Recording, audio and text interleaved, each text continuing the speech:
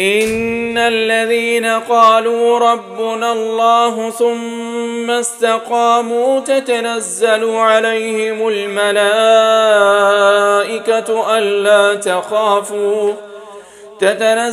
عليهم الملائكة ألا تخافوا ولا تحزنوا